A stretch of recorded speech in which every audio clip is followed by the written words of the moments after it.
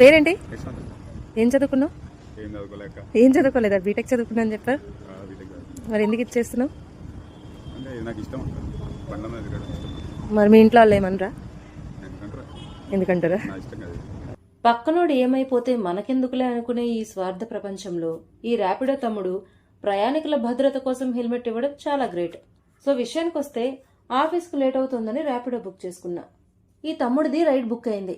Dropping address ఆ తమ్ముడు confuse అవడంతో డిస్కషన్ మొదలైంది. ఇంకలా నీ వయసు అంతా ఏం చదువుకున్నావని ఆ తమ్ముడిని అడిగితే 24 years అక్క, బీటెక్ చదువుకున్నా అని చెప్పాడు. మరి జాబ్ వైపు ఎందుకు వెళ్ళలేదు అని అడిగితే ఈ 9 to 5 జాబ్స్ నాకు నచ్చవక్క, నాకు నచ్చిన టైంలో ర్యాపిడో వేస్తా, నచ్చినప్పుడు రూమ్లో కూర్చుంటా, ఏదో ఒక కోర్స్ నేర్చుకుంటూ ఉంటా అని చెప్పాడు. అయినా నాకు డ్రైవింగ్ ఇష్టమక్క, ఫ్యూచర్లో ఓ గ్యారేజీ పెట్టుకుంటా అని చెప్పాడు. మరి మీ ఇంట్లో వాళ్ళు ఏమనలేదా అంటే పిచ్చి పిచ్చి వేషాలు లేకుండా ఏదో పని చేసుకుంటున్నా అక్క, అందుకే నన్నేమనరు, వాళ్ళు నా విషయంలో హ్యాపీనే అని చెప్పాడు. మా ఇంట్లో వాళ్లకు నేను డబ్బులు అడుగును, నా ఖర్చులకు డబ్బులు వస్తాయి, ఏదో ఒక కోర్సు నేర్చుకుంటా, సో నాకు ఒక ఫ్యూచర్ ప్లానింగ్ కూడా ఉంది, అప్పటి వరకు ఖాళీగా ఉంటే కుదరదని ఇలా ర్యాపిడో వేస్తున్నా అని చెప్పాడు.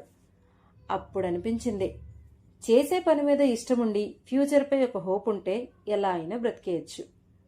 పక్కింటోళ్ళు ఎదిరింటోళ్ళు ఏమనుకుంటారో అని పిల్లల్ని నానా మాట్లాడడం కంటే మీ పిల్లలు ఏం చేయాలనుకుంటున్నారో తెలుసుకొని సహకరించడం మంచిది కదక్కా అని చివర్లో ఒక మాట చెప్పి ఆ తమ్ముడు వెళ్ళిపోయాడు.